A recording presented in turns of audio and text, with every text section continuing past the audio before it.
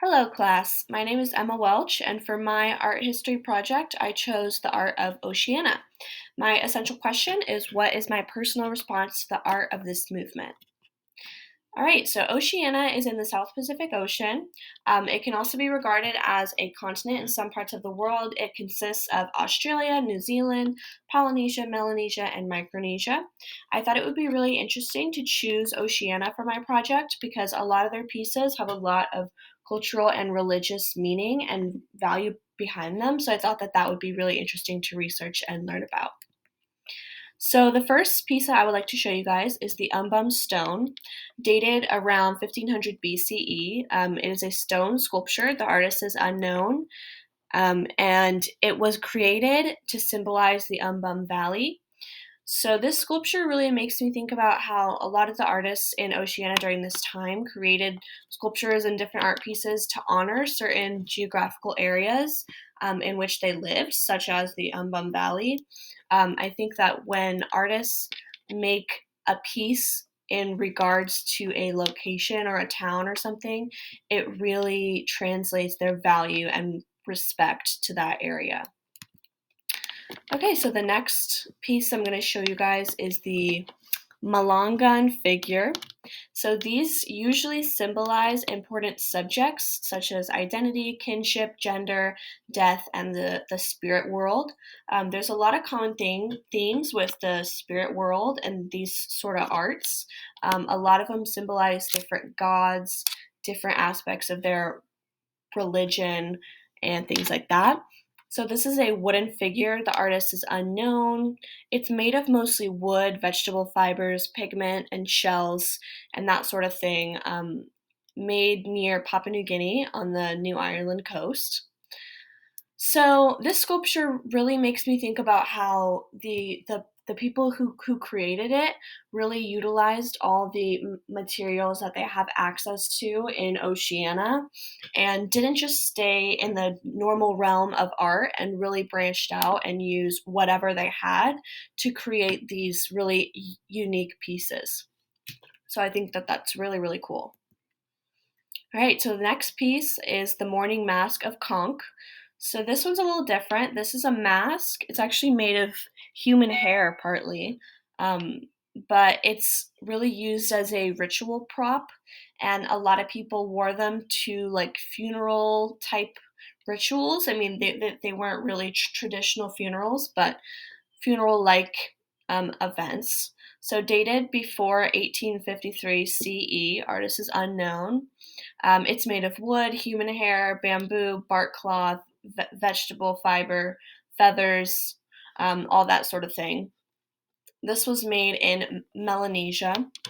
So I am a little bit confused and frightened by this particular piece. I think it looks a little scary, but it is interesting how they use human hair to like really imitate the chief who has died or whoever has died and honor them in a really different way. Like this is something that I really have not seen in other cultures or in other practices. So the uniqueness of this piece really is interesting to me. Okay, so this one is just called Figure. It's a wooden figure. The date and artist are both unknown. It was made in Micronesia, which is out of wood. And I really actually enjoy these figures and the detail that they were created with. I do wonder why they were situated the way that they are and why the the human form type of person was like figured in that exact way. Like why are their arms so long? Why are their legs so short? Things like that. But I do think it's really interesting how they were fashioned in this way. And I do wonder what is the meaning behind that. Okay, my next one that I would like to show you guys is a female figure, similar to the last one. The artist is unknown, the date is unknown. It is a wooden figure, also made in Micronesia. But like the previous figure, I wonder why these proportions are the way they are with the really, really short legs and the broad chest and the long arms. I wonder if that is like means something in accordance to their society? And if so, why is that translated over into their art? But I really do like the simplistic setting of this figure, and I think it's really, really beautiful. Okay, so my last piece that I would like to show you is the inlaid bird bowl. So the artist and date are unknown. It's made of wood and shells from Micronesia. I really like all the detail in this bowl and the added decoration and the different colors and all the geographical um, sort of instances in it and the shapes and everything. And I wonder why it's a bird bowl. I wonder what kind of role birds played in their society at that time. Maybe if it was connected to a religious thing or connected to some kind of cultural standard with birds. But either way, I would love to know what that is and why it was important enough to be translated into art. Okay, so at the end of this presentation, my essential question is still, what is my personal response to the art of this movement? So I really enjoyed the art of ancient Oceania because it was so detailed and so strongly connected to the cultural and religious practices of the different tribes during this time. I also really appreciate how a lot of the pieces were made with wood and plant fibers and shells and human hair and all sorts of natural resources that were available during that time to the different communities.